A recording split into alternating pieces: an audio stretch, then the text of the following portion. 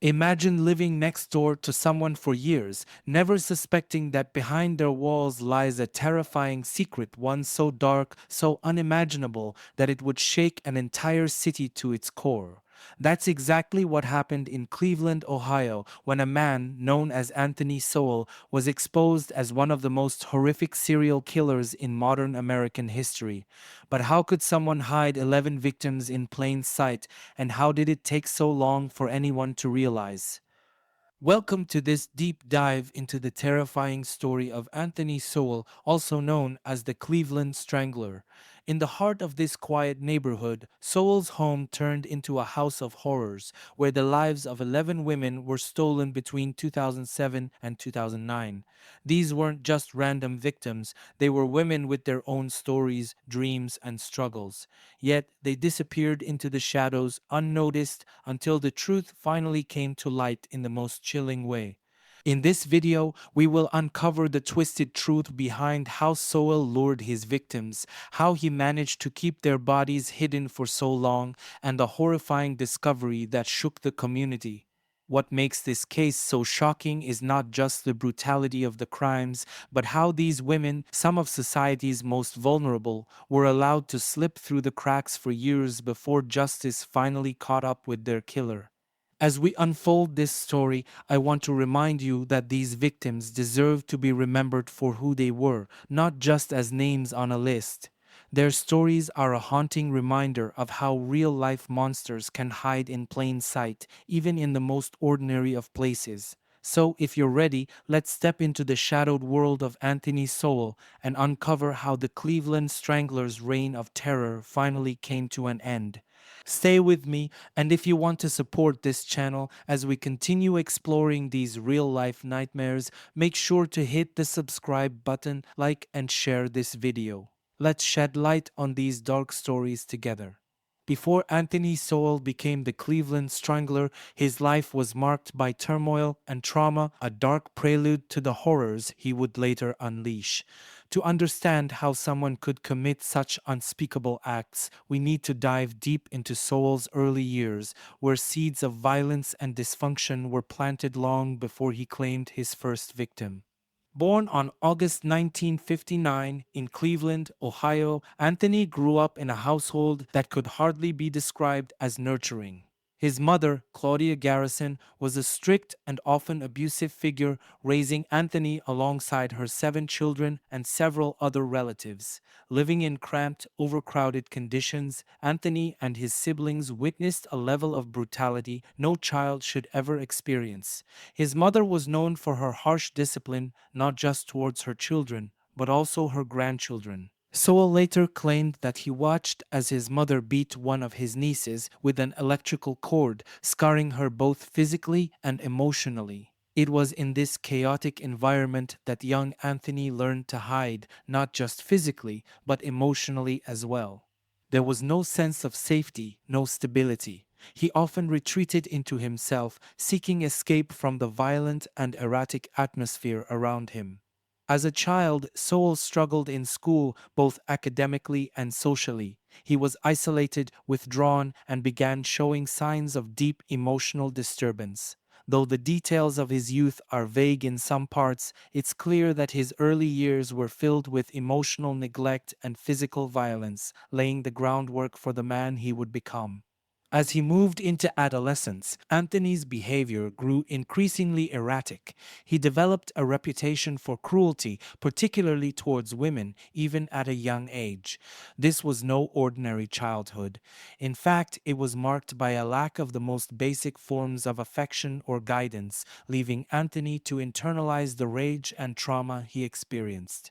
For a boy growing up in such a volatile household, the signs of future violence were already simmering beneath the surface. And yet, despite the red flags, there was no intervention, no rescue from the toxic environment that surrounded him. It's easy to see now, in hindsight, how a combination of abuse, neglect, and anger began to shape Anthony Sowell into the man who would one day terrorize an entire city. But the darkness that swirled within him was still waiting for the right moment to fully emerge.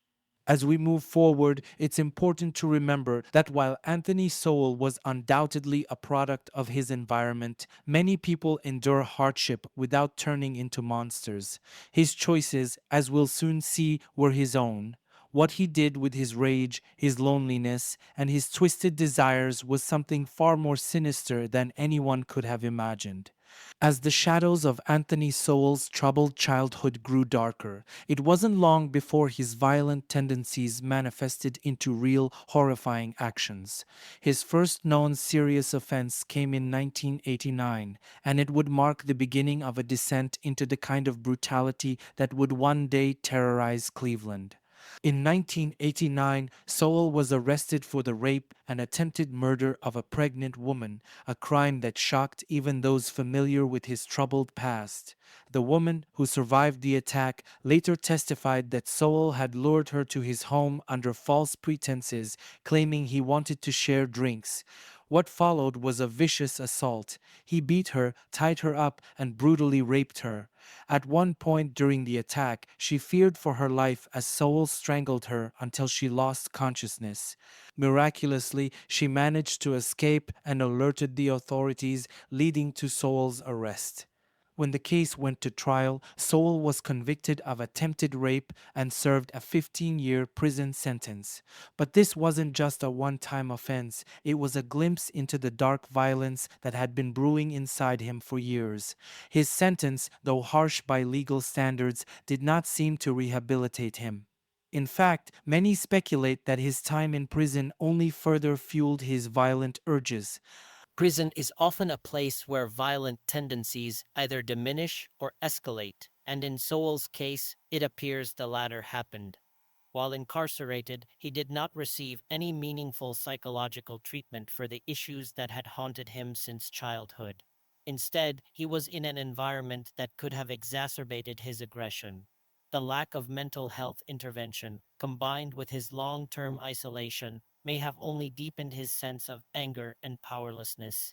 Sowell's release in 2005 should have been an opportunity for a new start, but instead it marked the beginning of a killing spree that would last for years. His violent tendencies, far from being addressed, were now sharper than ever. The time he spent in prison, rather than rehabilitating him, likely festered the rage that he would unleash on his future victims. What's particularly chilling is that Sowell was released back into society without any follow up treatment, monitoring, or support. He was left to his own devices, and within just a few years, he began his reign of terror that would claim 11 lives. But as we'll soon see, it took far too long for authorities to connect the dots, and Sowell's violent history was largely overlooked until it was too late.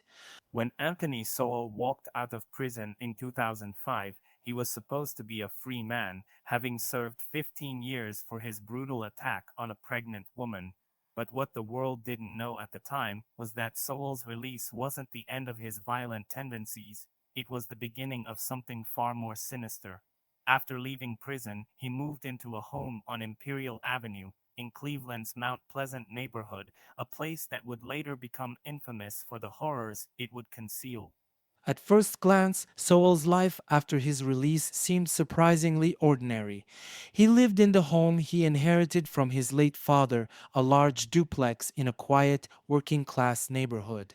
The area itself had seen better days, with economic decline and rising crime rates leaving many of its residents struggling. But for the most part, it was a neighborhood where people knew each other and life carried on despite the hardships. Sowell, now in his mid 40s, blended in. Neighbors described him as quiet, polite, and unassuming. Nothing about him raised any immediate red flags. He often shared drinks with local residents and was known to invite women over for parties at his house. Despite his criminal past, Sowell seemed to live a normal life, though normal in his case was a facade masking something far more disturbing. His home, though outwardly nondescript, became a prison for the women he would later lure inside. There were early warning signs that something was wrong, but they were ignored or brushed off by many.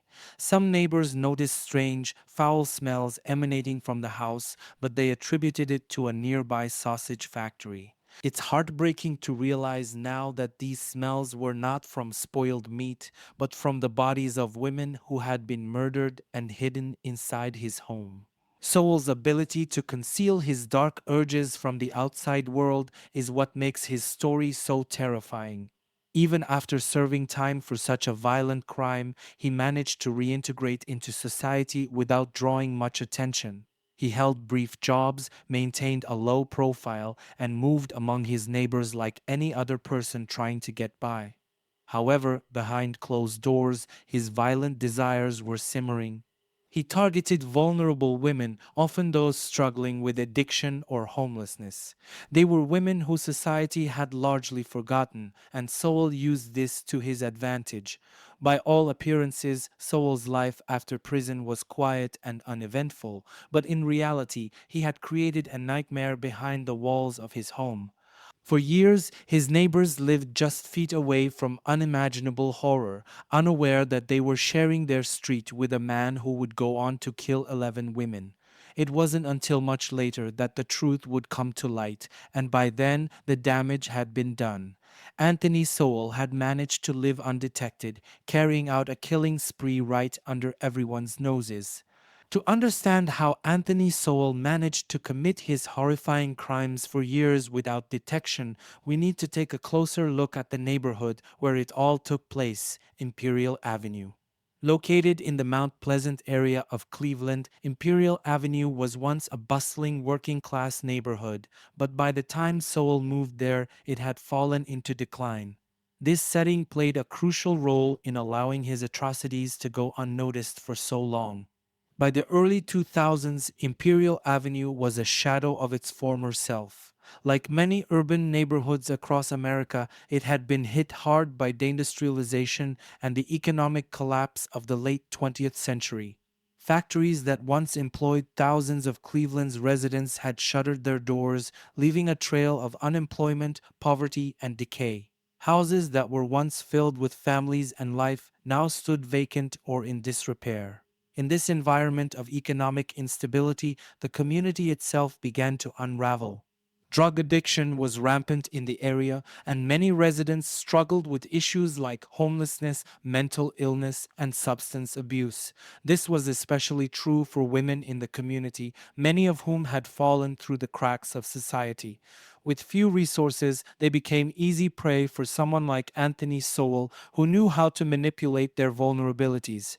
Many of his victims were women who were addicted to crack cocaine or had histories of homelessness. These women, already living on the margins, were often overlooked by law enforcement and society at large. The struggles of Imperial Avenue made it a perfect hunting ground for Sowell.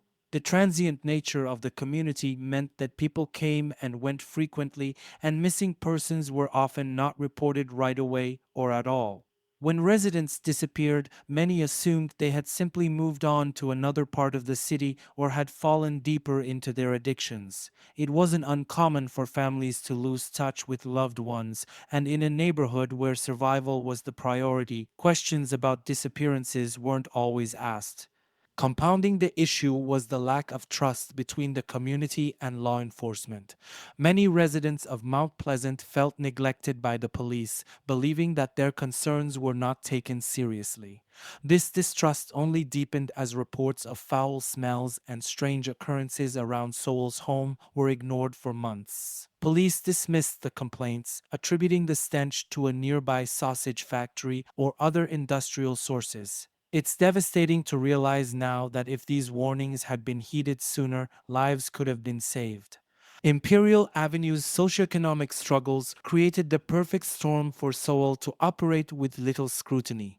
The vulnerability of his victims, the lack of resources in the community, and the indifference of law enforcement all contributed to his ability to continue killing without being caught. His crimes were not just an indictment of one man's evil, but also of a system that failed to protect the most vulnerable. For years, the decaying streets of Imperial Avenue concealed a house of horrors as Anthony Sowell took advantage of the neighborhood's fractured state to hide his monstrous deeds in plain sight. And yet, the residents of Imperial Avenue, like so many others across struggling American cities, were simply trying to survive unaware that they were living alongside a serial killer. As we continue to delve into the horrifying story of Anthony Sowell, it's essential to remember that this isn't just a tale about a killer. It's also about the lives of the women he took, women who were often invisible to society but whose stories deserve to be told. Anthony Sowell preyed on the vulnerable women who were struggling with addiction, homelessness, and mental health issues. But despite their struggles, these women were mothers, daughters, sisters, and friends. They had families, they had dreams, and they mattered. The first known victim of Anthony Sowell was Tonia Carmichael. Tonia was 53 years old at the time of her disappearance in 2008. She was a mother who had struggled with addiction but was beloved by her family. Tonia's daughter never stopped looking for her, filing a missing persons report when Tonia vanished. For months, her family searched tirelessly, hoping for some sign of her. Sadly, Tonia's body would later be discovered in Sowell's home. Her life tragically cut short. Another victim was Crystal Dozier, a mother of seven who had battled drug addiction for years. Crystal's family described her as someone with a good heart despite her struggles with substance abuse. She was reported missing in 2007, but like many of Sowell's victims, her case didn't receive much attention. In the community where these women lived, stories like Crystal's were all too common. But to her family, she was irreplaceable, and her loss left a void that could never be filled. Talacia Fortson, aged 31, was another one of Sowell's victims. Talacia had a young son and was known as a warm, caring person. Despite her difficulties, her family remembers her as someone who brought light into their lives. She disappeared in 2009, and it would be months before anyone learned what had happened to her. When her body was finally identified, her family was left with more questions than answers, struggling to understand how someone they loved could have met such a horrific fate. Sowell also targeted Janice Webb, a 55-year-old woman who, like many of his victims, was battling drug addiction. Janice's family described her as a loving mother who had faced numerous hardships in life. Her brother spoke of the pain of not knowing where she was or what had happened to her. Janice's disappearance, like many others, was initially shrugged off by authorities, but her family never stopped searching. Her body was found in Sowell's house, another life stolen far too soon. These women, like all of Sowell's victims, came from marginalized backgrounds, often struggling with the realities of addiction, poverty, or mental health issues. Many of them had experienced hardships that made them more vulnerable to someone like Sowell. He used their struggles against them, offering them drugs or alcohol to lure them to his home, where he would commit his horrific crimes. They were targeted not because they were weak, but because society had already cast them aside.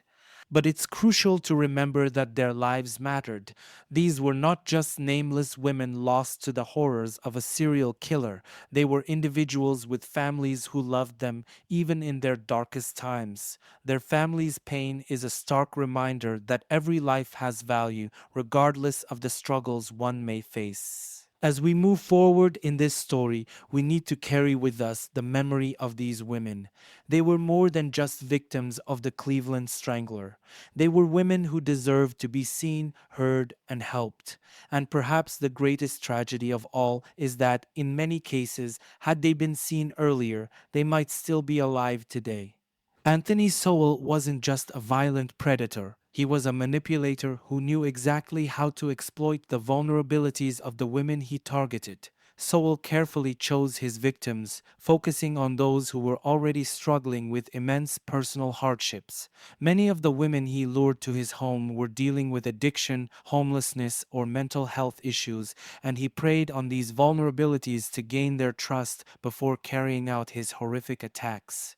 Sowell's method was both calculated and cruel. He often frequented areas in Cleveland where drug use and transient lifestyles were common. particularly around the Mount Pleasant neighborhood where he lived.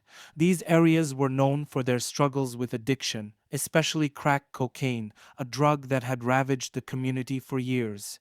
Many of the women he targeted were addicted to drugs, which made them easy prey for someone like Sowell. He presented himself as a friendly, even charming, figure who offered what they were seeking: companionship, safety, and, most importantly, drugs. One of Sowell's primary methods of luring women was through the promise of crack cocaine or alcohol. He would strike up conversations with vulnerable women on the streets, often offering them a place to stay, drugs to use, or simply someone to share a drink with. His house on Imperial Avenue, though run down and permeated with a stench of decay, became a dangerous trap for those desperate enough to accept his offers.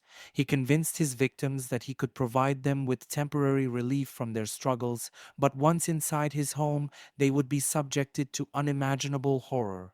The manipulation didn't stop at the offer of drugs or shelter.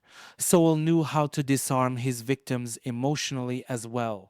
Many of the women were isolated from their families and lacked stable support systems, which made them more susceptible to his advances. He would engage them in seemingly normal conversations, gaining their trust and leading them to believe that he was someone they could rely on. Once inside his house, however, the facade dropped and his true monstrous nature was revealed. Once he had them alone, Sowell's attacks were brutal and methodical. He would often overpower his victims, using his physical strength to restrain them and then subject them to unspeakable violence. In some cases, he would strangle his victims with his bare hands, a signature of his crimes that reflected not just physical dominance but a deep-seated desire for control. The terror they must have felt, trapped in a house that had already claimed so many lives, is almost impossible to imagine. The psychological manipulation was as devastating as the physical violence. Many of Sowell's victims came from backgrounds where trust was a rare commodity, and for him to exploit that trust, to promise safety and deliver nothing but terror, is perhaps one of the most chilling aspects of his method. He knew how to exploit the darkest corners of his victims' lives, offering temporary respite only to drag them deeper into a nightmare. But what's particularly haunting is how effective his methods were. For years, he continued to lure women without raising serious alarm. Many of his victims were considered invisible by society, women who had been forgotten or overlooked, whose disappearances didn't spark massive investigations. In this way, Sowell was able to fly under the radar, his house of horrors operating in plain sight. As we've seen with other serial killers, it wasn't just brute force that enabled Sowell to commit these crimes, it was the calculated, cold manipulation of human vulnerability. His ability to lure these women, who were already facing unimaginable challenges, into his trap speaks to the depths of his depravity. As Anthony Sowell's house at 12205 Imperial Avenue came into view from the outside, it looked like any other rundown home in the struggling Mount Pleasant neighborhood. Nothing about its worn exterior suggested the unspeakable horrors hidden within. But once you crossed the threshold into that house, the ordinary facade fell away, revealing a nightmare beyond comprehension. The first thing anyone noticed upon entering Sowell's house was the smell. The neighbors had complained about it for years, a stench so foul that it was impossible to ignore. People in the area often attributed it to the nearby sausage factory or the decay of stray animals. But the truth, as later discovered, was far worse. The smell that seeped through the walls of Sowell's home came from the decomposing bodies of women he had murdered and left to rot in various parts of the house. It was a smell of death, something so pervasive and nauseating that even seasoned law enforcement officers would later describe it as unbearable. Inside, the house was a maze of filth and chaos. Garbage was strewn everywhere, piled in corners and scattered across the floors. Rooms were cluttered with old furniture, broken appliances, and remnants of Sowell's day-to-day life, giving the space an eerie, lived-in feel, except it was also filled with darkness and death. The windows were covered, allowing little natural light to enter, adding to the oppressive atmosphere inside. The air was thick with a stench of of decay, but also something more, a sense of dread, as if the walls themselves carried the weight of Sowell's horrific crimes. Some rooms were locked, their doors shut tight, concealing the horrors that lay behind them. These locked rooms were where Sowell had hidden the bodies of his victims, some buried in shallow graves inside the house, others left to decompose in plain sight. In the basement, officers found skeletal remains wrapped in plastic, hastily hidden as though they were simply discarded trash. The crawl spaces beneath the house, too, held grim secrets, additional remains buried in the dirt, hidden away where Sowell thought no one would find them. Perhaps most chilling was the backyard. A place that might have been used for gatherings or family moments was instead another burial ground for Sowell's victims. Shallow graves were dug there, where he disposed of some of the bodies, thinking the earth would hide his crimes. But the truth had a way of surfacing, and soon enough it became clear that his entire property was steeped in death. Survivors who had escaped Sowell's house described it as a place of pure terror. Once inside, the door would lock behind them and they would be at his mercy. The house became a prison, its rooms transformed into scenes of unimaginable violence. These women were tortured, beaten, and in many cases raped before being murdered. Some tried to escape, but with the house's layout, its locked doors, and Sowell's physical dominance, getting out alive was almost impossible. And all the while, neighbors lived just feet away, unaware of the horrific secrets the house held. Many had long been suspicious of the smells, but no one could have imagined the scale of what was happening inside. The foul odor was a constant reminder of something being terribly wrong, but it wasn't until a woman escaped and alerted the authorities that the full extent of the horror was revealed. When police finally entered Sowell's house in 2009, what they found was beyond anyone's worst nightmares. 11 women had been killed, their bodies hidden throughout the house and yard, the scenes of their last moments forever etched into the filth and decay of that home. What was uncovered at 12205 Imperial Avenue wasn't just a crime scene. It was a graveyard, a house of horrors that hid one of the most chilling cases of serial murder in modern American history. On October 29th, 2009, the nightmare that had been festering behind the walls of 12205 Imperial Avenue finally came to light in a way that no one in Cleveland could have ever imagined. The discovery that day would forever change the city and expose the dark reality of Anthony Sowell's reign of terror. What began as a routine investigation into a missing persons report rapidly unraveled into one of the most chilling crime scenes in modern American history. The chain of events that led to the discovery started just days earlier when a woman known as Gladys Wade managed to escape from Sowell's clutches. She had been lured to his home under the pretense of friendship and drugs, but once inside, the situation turned violent. Sowell attacked her, but in a moment of desperation and sheer will, she fought back, managing to flee the house and reach safety. Shaken and injured, Gladys went to the police and bravely recounted the horrific ordeal. Her report was a turning point, but even then, no one could have predicted the extent of the horrors hidden inside Sowell's home. With a warrant in hand, police arrived at Sowell's house on that fateful October day, expecting to find evidence of an assault.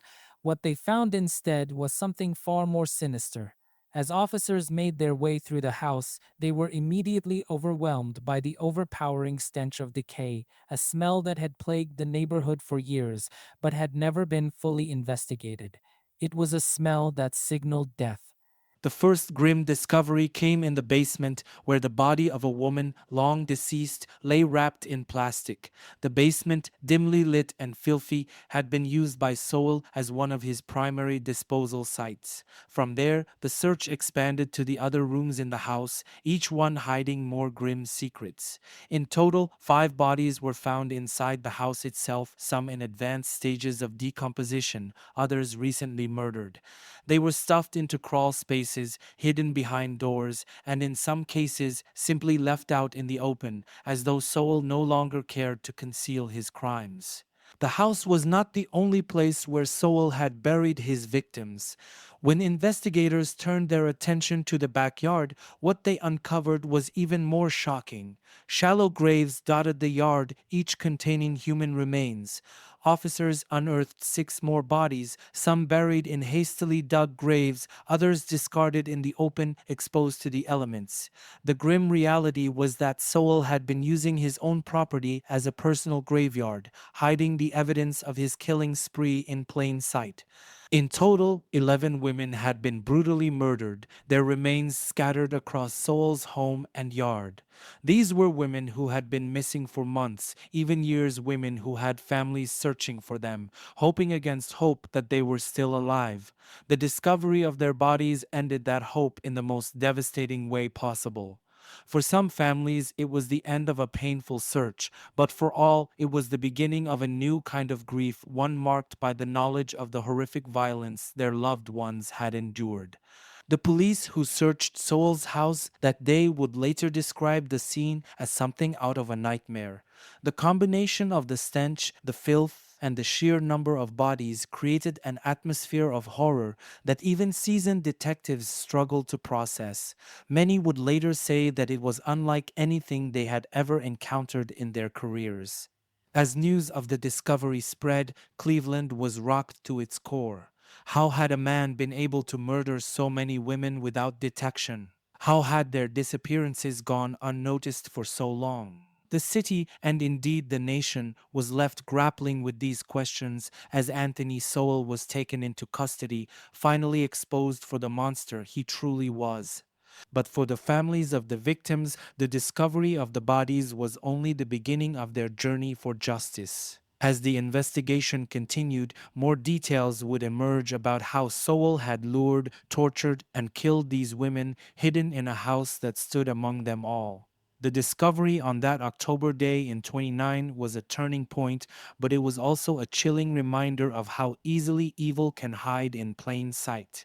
One of the most haunting aspects of the Anthony Sowell case is not just the brutality of his crimes, but how he managed to carry them out for years without being caught. The fact that 11 women were murdered over the span of several years in the same neighborhood without triggering immediate action from law enforcement speaks to a much larger issue, one rooted in systemic failures, biases, and the tragic invisibility of his victims. Sowell was able to operate in a neighborhood that had been largely neglected by both the city and its law enforcement. Mount Pleasant, and specifically Imperial Avenue, was a struggling area plagued by poverty, addiction, and crime. The residents there often felt overlooked, and for good reason many were. It was a place where violent crime wasn't uncommon, and people living on the margins often slipped through the cracks. This environment created the perfect storm for Sowell to go unnoticed. A significant part of why Sowell could evade detection was because of the backgrounds of the women he targeted. Many of his victims were marginalized, often struggling with addiction, homelessness, or mental illness. These women were part of society's most vulnerable, and their disappearances didn't provoke the same urgency or media attention as other missing persons cases might have. Some of the women weren't even reported missing immediately, either because their families had lost touch with them due to their transient lifestyles or because the police didn't take their cases seriously. In a neighborhood where drug addiction was rampant, missing persons cases were often dismissed with the assumption that the individual had simply moved on or fallen further into addiction. There's no escaping the uncomfortable reality that racial and class biases played a role in how these disappearances were handled, or more accurately, mishandled. Many of Sowell's victims were black women living in poverty, and the societal indifference to their lives allowed Sowell to continue his killing spree. Had these women been from wealthier, more visible communities, it's hard to imagine that the authorities would have been so slow to respond. The combination of race, gender, and socioeconomic status worked against these women, leaving them vulnerable not just to Sowell, but also to a system that failed to protect them. The community itself also suffered from a strained relationship with law enforcement. Many residents of Mount Pleasant felt ignored or mistreated by the police, which only deepened the distrust. Even when neighbors reported strange occurrences like the foul stench coming from Sowell's house, the complaints were brushed off or attributed to other sources, such as a nearby sausage factory. It wasn't that people didn't notice that something was wrong, it was that when they tried to report it, their concerns were dismissed. This indifference allowed Sowell to continue operating in plain sight, his house of horrors hidden behind the assumption that no real danger lurked there. One particularly striking example of this systemic failure was the response to missing persons reports. In some cases, families of the victims tried to report their loved ones missing, only to be met with indifference. Some families were told that their missing relative would likely turn up or that they had probably left on their own accord. In other instances, reports were filed, but no meaningful investigation followed. The police, stretched thin and often facing higher profile cases, didn't dedicate the resources necessary to investigate the disappearances of women living on the margins. Sowell himself used these conditions to his advantage. He knew that his victims were unlikely to be immediately missed, and even if they were, their disappearances wouldn't prompt intense searches.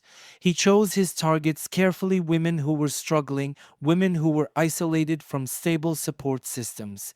His ability to blend into the neighborhood, despite his violent history, speaks to the larger issue of how society views and treats those living in poverty or dealing with addiction. Even when women managed to escape from Sowell's house, their stories were sometimes met with disbelief. This was particularly true for women who were addicted to drugs. Their accounts of what happened were sometimes dismissed as the ramblings of addicts, further compounding the tragedy of how this case unfolded. For years, Sowell was able to continue his killing spree, in part because the very women he preyed upon weren't seen as reliable witnesses in their own trauma. In the end, Anthony Sowell avoided detection not because he was an evil mastermind, but because the system that should have protected his victims was broken. The combination of neglect, bias, and systemic failure created a perfect cover for his crimes, allowing him to hide in plain sight for years. It wasn't until 2009, when one of his victims escaped and forced the police to take action, that the truth was uncovered. But by then, it was far too late for 11 women whose lives had been cruelly taken. When the truth about Anthony Sowell and his House of Horrors finally broke in late October of 2009, the Cleveland community was thrust into a state of shock, disbelief, and overwhelming anger. For years, this quiet, struggling neighborhood on Imperial Avenue had unknowingly been home to one of the most horrific serial killers in modern American history. The news that 11 women had been murdered right under the noses of neighbors, authorities, and the city itself sent waves of fear and outrage through Cleveland and beyond. Neighbors who had lived side by side with Sowell for years were stunned. Many found it hard to reconcile the quiet, unassuming man they knew with the monster they now understood him to be. Deborah Walker, who lived just a few doors down, said in an interview with local reporters, "We knew something was wrong, but never this, never something like this. You never think the man down the street is killing people." The fact that these gruesome acts had been happening in their very midst left many questioning their own safety and judgment. People who had spoken to Sowell, shared meals with him, or passed him on the street were now haunted by the realization that they had unknowingly interacted with a serial killer. In interviews with local media, residents expressed their frustration and fear. Many felt betrayed not just by Sowell, but by the system that had failed to protect them and the victims. Sam Anderson, another neighbor, voiced what many were thinking: how could this go on for so long? How did the police not know?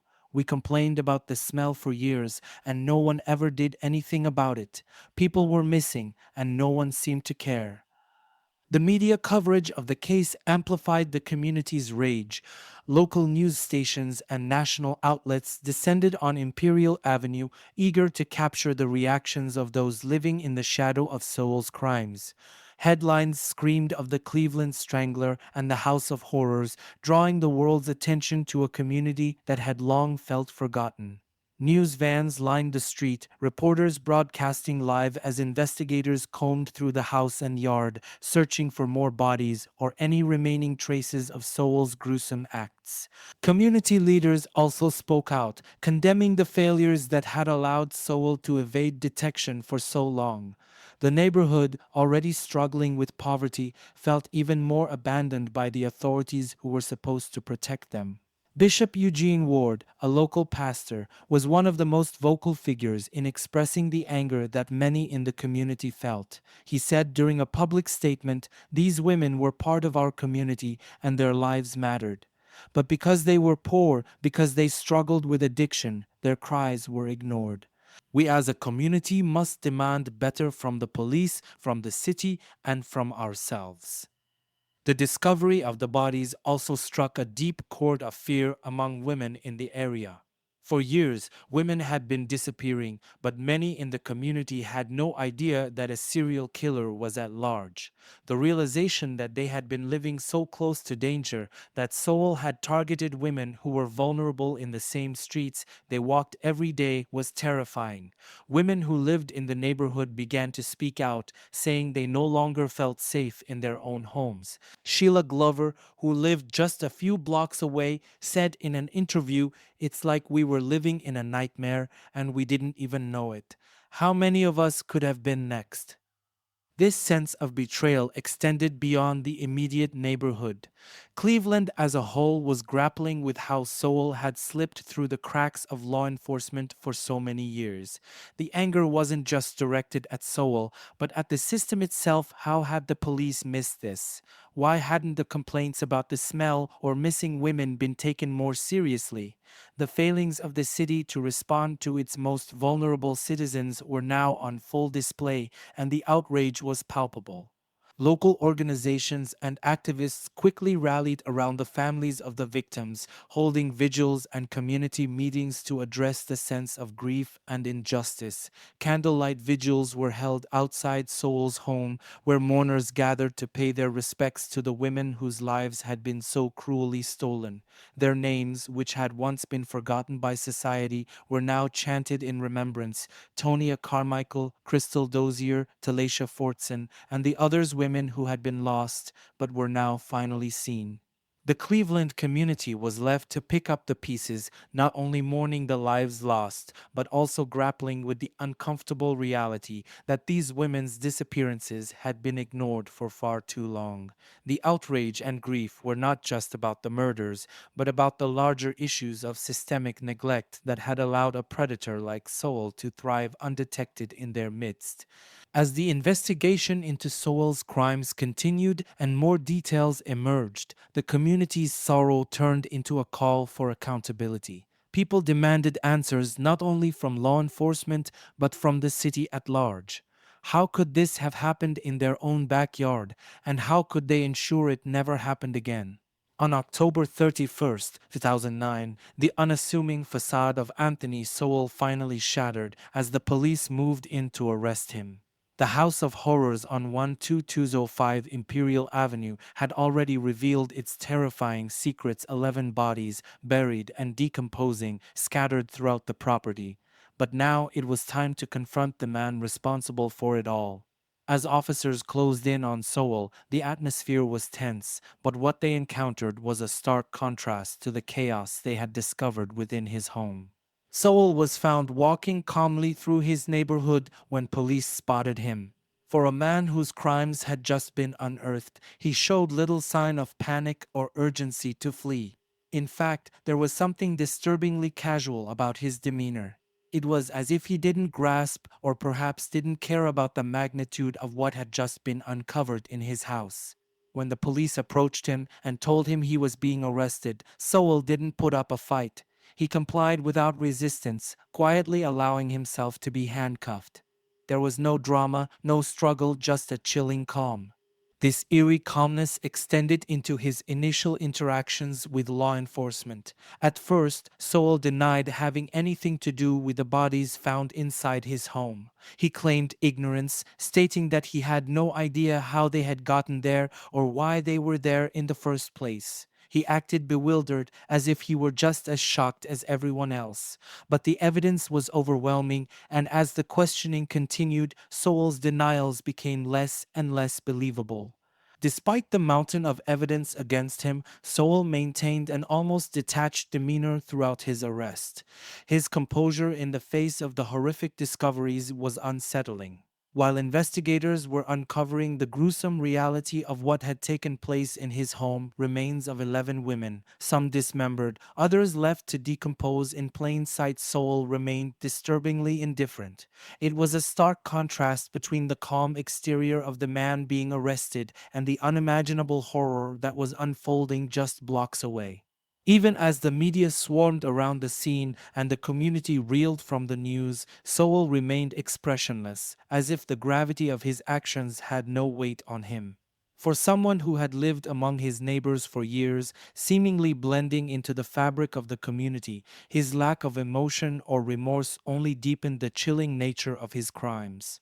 While police officers, neighbors, and journalists were grappling with the shock of what had been found, Sowell's calmness seemed almost inhuman. As he sat in the back of the police car, handcuffed and awaiting his fate, the full scope of his crimes was just beginning to sink in for those around him. Investigators continued to sift through the remains in his home, uncovering more bodies, piecing together the timeline of murders that spanned years. But Sowell offered no further explanation, no confession. He remained largely silent, sticking to his story of denial, though the evidence told a very different tale. The day of Sowell's arrest marked a turning point in the case. After years of preying on the vulnerable, luring women to his house under false pretenses, the man known as the Cleveland Strangler was finally in custody. Yet the lack of emotion or remorse during his arrest only added to the sense of dread surrounding him. For a man who had committed such heinous crimes, his ability to remain so outwardly composed was almost as terrifying as the crimes themselves. It wasn't just the arrest of a killer, it was the arrest of a man who had managed to hide his monstrous acts behind an ordinary exterior, fooling those around him for years. As Sowell was taken into custody, the neighborhood watched in shock, struggling to come to terms with the fact that the man they thought they knew was capable of such brutality. But for Sowell, it seemed like just another day, as if the horrors inside his home were no more significant to him than the ordinary details of his daily life. And so, Anthony Sowell, the man who had evaded detection for years, was finally in custody. The community could breathe a small sigh of relief, but the trauma he left behind both in his home and in the lives of the victims' families was far from over. After Anthony Sowell's arrest, the full scope of his crimes became clear as investigators pieced together the horrific details of what had transpired over the years. On November 3, 2009, the formal charges were brought against Sowell, marking the beginning of one of the most infamous legal battles in Cleveland's history. The sheer number of charges reflected the brutality of his actions, and prosecutors wasted no time in laying out a case that would ensure he never walked free again. Sowell was initially charged with 85 criminal counts, including 11 counts of aggravated murder in connection to the 11 women whose remains were found in his home and backyard. But the charges didn't stop at murder. Sowell was also charged with multiple counts of kidnapping, rape, attempted murder, and abuse of a corpse. These charges stemmed from both the women whose bodies had been found and from the accounts of survivors who had managed to escape Sowell's grasp. Each survivor's testimony added another layer to the legal case, and the prosecutors knew they needed to make sure every horrific act was accounted for in the charges. The charge of aggravated murder was particularly significant. It meant that the killings were premeditated, deliberate acts carried out with malicious intent. Each murder charge carried the possibility of the death penalty, a penalty the state of Ohio was fully prepared to pursue. These were not crimes of passion or spontaneous acts of violence. They were calculated and methodical, designed to satisfy Sowell's twisted desires while leaving his victims with no way out. The charges of kidnapping were just as crucial. Each woman Sowell lured to his home was deceived into believing she was safe, only to be imprisoned and subjected to unimaginable terror. The prosecution made it clear that these women were held against their will, stripped of their freedom, and in many cases subjected to prolonged suffering before their deaths. Sowell's ability to manipulate and imprison his victims was central to the state's case, as it demonstrated a pattern of predatory behavior. Rape charges were also a significant component of the indictment. The survivors who came forward to testify detailed the sexual assaults they endured at the hands of Sowell, their stories providing crucial evidence that he had not only killed his victims, but also used them for his own sadistic purposes. The rape charges were tied to both the victims who had been murdered and the survivors who had narrowly escaped death. Their testimonies were harrowing, but they were vital to ensuring that Sowell was held accountable for every facet of his violence. Abuse of a corpse charges were added to account for the way Sowell had treated the bodies of his victims. Many of the women's remains had been discarded like garbage, buried in shallow graves, or left to rot inside his house. These charges underscored the utter disregard Sowell had for human life, even after death, and painted a grim picture of the extent of his depravity. The prosecution's legal strategy was clear from the outset. They intended to pursue the death penalty. With the evidence against Sowell overwhelming, their goal was not just to convict him, but to ensure that he faced the ultimate punishment for his crimes. Prosecutors emphasized the premeditated nature of the murders, the systematic way Sowell had chosen his victims, and the sheer cruelty involved in his acts. Each charge, from murder to abuse of a corpse, was meticulously documented, with the aim of showing that Sowell's actions were not random but part of a calculated pattern of terror. One of the key elements of the prosecution's case was the testimony of survivors. These women, who had narrowly escaped with their lives, provided first-hand accounts of the violence Sowell inflicted on them. Their testimonies were powerful, painting a picture of a man who not only murdered but tortured and raped his victims. Prosecutors knew that these stories would be critical in showing the jury just how dangerous Sowell was and why he deserved the death penalty. The legal strategy also involved extensive forensic evidence. DNA testing linked Sowell directly to several of the bodies found in his home, and the autopsies revealed that many of the victims had been strangled, consistent with Sowell's known method of killing. The prosecution worked to build a rock-solid case around the physical evidence, knowing that Sowell's calm denials during his arrest wouldn't hold up against the mountain of proof they had gathered.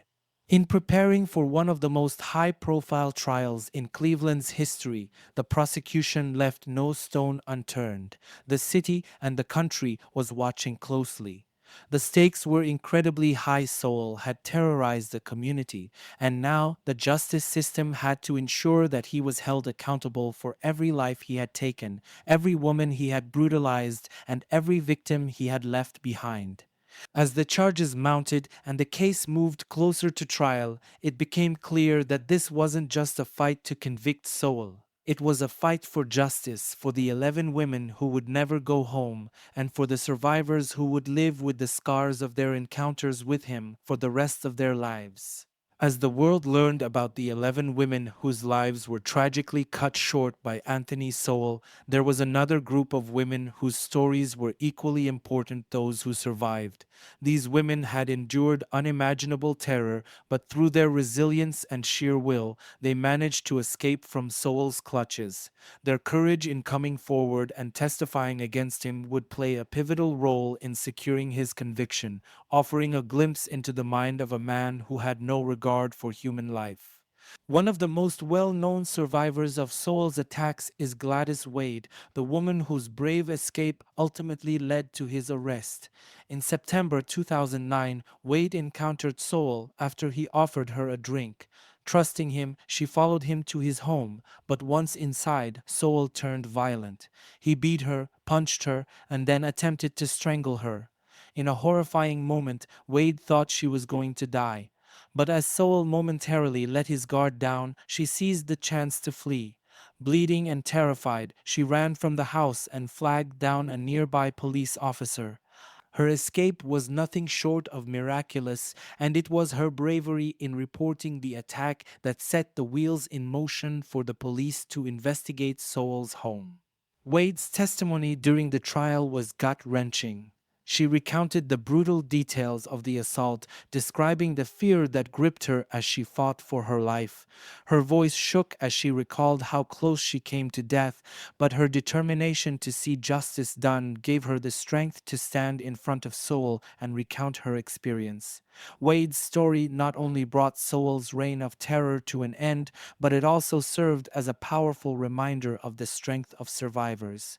Another survivor, Vanessa Gay, shared a similarly harrowing experience. In 2008, she was invited to Sowell's home under the guise of a party. What started as a seemingly friendly encounter quickly escalated into a nightmare. Once inside, Sowell attacked her, beating her and forcing her into a room where he raped her. Gay described the terror of being trapped in that house, the overwhelming sense of helplessness as she realized no one knew where she was or what was happening to her.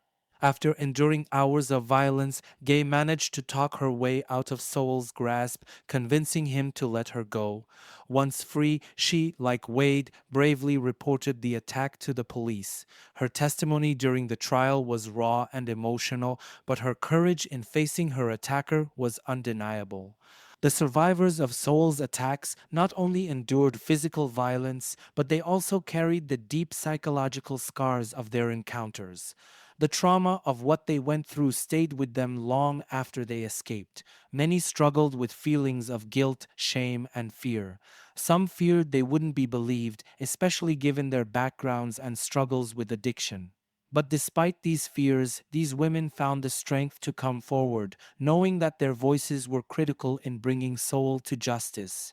One common thread among the survivors was the disbelief they faced when they initially tried to report Sowell's crimes.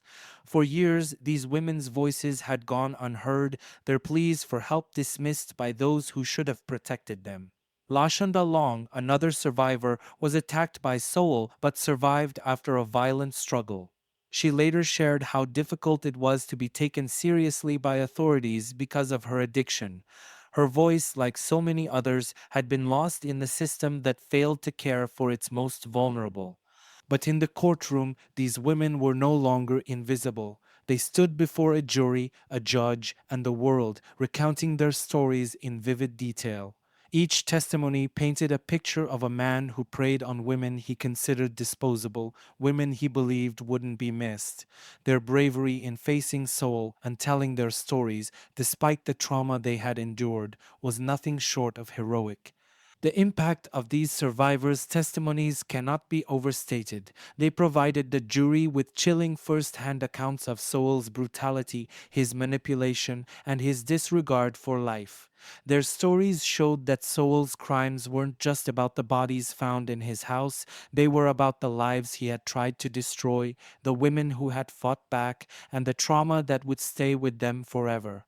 For the survivors, testifying wasn't just about seeking justice for themselves, it was about speaking for the women who couldn't. It was about ensuring that Sowell could never hurt anyone else again. Their courage in coming forward, in reliving their worst nightmares in front of a courtroom, ensured that Sowell would be held accountable for his crimes. As we remember the lives lost, we must also honor the bravery of the women who survived. Their strength, resilience, and determination were instrumental in bringing a serial killer to justice. They are not just survivors of Anthony Sowell, they are warriors who fought for themselves and for those who never got the chance to escape. After years of horror, Anthony Sowell's trial finally began in June 2011, drawing the attention of the entire nation. The courtroom was filled with tension as both the prosecution and defense prepared for one of the most highly anticipated trials in Cleveland's history. The case against Sowell was overwhelming, with 85 charges stacked against him, including aggravated murder, kidnapping, rape, and abuse of a corpse.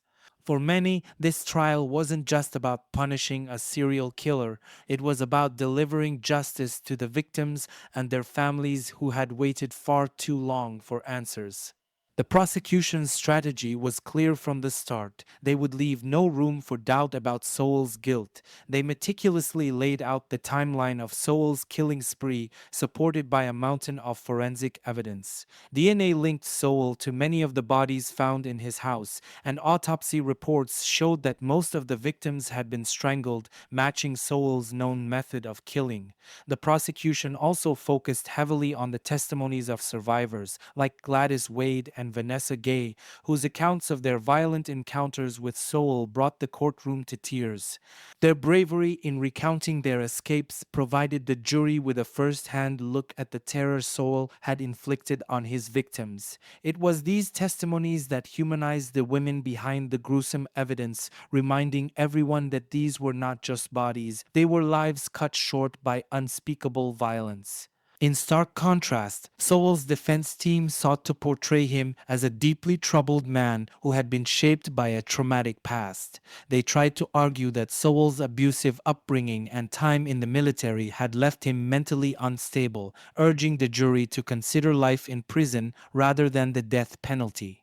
However, the defense struggled to counter the sheer weight of the evidence against Sowell, the brutality of his crimes, the systematic nature of his killings, and the deliberate way he preyed on vulnerable women left little room for sympathy. Throughout the trial, Sowell himself remained largely emotionless. He rarely reacted as survivors recounted the horrors they endured or as the prosecution laid out the forensic evidence linking him to the murders. His cold, detached demeanor only further cemented his image as a remorseless killer. For the families of the victims, his lack of remorse was devastating, but it also strengthened their resolve to see justice served. The jury, composed of 7 men and 5 women, listened intently to weeks of gruesome testimony and forensic evidence. As the trial neared its conclusion, it became clear that the prosecution had built an airtight case. The survivors' stories, combined with the DNA evidence and the sheer scale of Sowell's crimes, made it nearly impossible for the jury to reach any other conclusion. On July 22, 2011, after 3 weeks of testimony and 3 days of deliberation, the jury returned with a verdict. Anthony Sowell was found guilty on all counts. It was a moment of profound relief for the victims' families and survivors who had waited so long for justice. 11 counts of aggravated murder, multiple counts of kidnapping and rape, the charges covered the full spectrum of Sowell's heinous acts. The atmosphere in the courtroom was heavy with emotion. Some of the victims' families cried, while others hugged one another in silent relief. For many, this was the moment they had been waiting for, the moment when the man who had terrorized their community and stolen their loved ones was finally held accountable. Survivors like Gladys Wade and Vanessa Gay sat quietly, their faces a mix of exhaustion and relief. They had faced their attacker and helped secure his conviction. Sowell, however, remained as stoic as ever, his expression unchanged as the verdict was read. To the families and survivors, his cold demeanor felt like a final insult, a refusal to acknowledge the pain and suffering he had caused. But the weight of the verdict spoke louder than any reaction he could have given. Sowell's fate was sealed, and Cleveland had finally seen justice served. After the guilty verdict, the trial moved into the sentencing phase, where jurors would decide between life in prison or the death penalty. It was during this phase that the emotional weight of the case became even more apparent. Victims' families delivered powerful impact statements, sharing their grief and anger over the loss of their loved ones. Tonya Carmichael's daughter spoke through tears, describing the years of uncertainty and heartache her family endured while searching for her mother. Crystal Dozier's brother talked about how the discovery of his sister's body shattered their family, a wound that would never fully heal. These statements gave voice to the pain that had lingered in the community for so long. The family's anger and sorrow were palpable, but so was their strength. They had waited years for this moment, and they were determined to ensure that Sowell would never harm another person again. The prosecution pushed for the death penalty, arguing that Sowell's crimes were not only premeditated but carried out with extreme cruelty. They emphasized the sheer number of victims, the terror Sowell inflicted on them, and the fact that he had shown no remorse. In their view, Sowell deserved the harshest punishment the law could deliver. The jury agreed. On August 10th, 2011, they sentenced Anthony Sowell to death. For the victims' families and the survivors, the sentence felt like justice. While no punishment could ever undo the pain or bring their loved ones back, the death sentence ensured that Sowell would never again pose a threat to anyone. In the eyes of many, justice had finally been served. The discovery of Anthony Sowell's crimes shook Cleveland to its core, and the impact of his killing spree would linger long after the trial ended. For the Mount Pleasant community, the case served as a stark reminder of the systemic failures that allowed Sowell to evade detection for so long. The city of Cleveland faced intense scrutiny over how the disappearances of so many women went unnoticed for years. In particular, the case highlighted the deep flaws in the way authorities handled missing persons cases, especially when the victims were from vulnerable communities. The fallout from the case led to significant changes in how missing persons reports were handled in Cleveland. Community members and activists pushed for reforms, demanding that law enforcement take these cases more seriously and respond more quickly when individuals from marginalized communities went missing.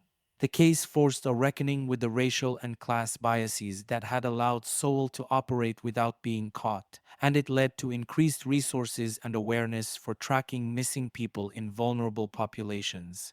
Beyond the immediate policy changes, the case left a lasting scar on the city. Residents of Imperial Avenue would forever be haunted by the memory of what happened in their neighborhood. Families of the victims had to learn to live with their loss, while the survivors continued to cope with the trauma of what they had endured. The Cleveland Stranglers' reign of terror would not be forgotten, and the city would spend years rebuilding trust between law enforcement and the communities that had felt abandoned. After his conviction, Anthony Sowell was sent to death row, where he would spend the remainder of his life. While on death row, Sowell filed several appeals, as is common in capital cases, but none were successful. His legal team argued that his trial had been tainted by media coverage and that his mental health issues had not been fully considered during sentencing. However, the courts repeatedly upheld his conviction and death sentence, reaffirming that the evidence against him was too strong to overturn.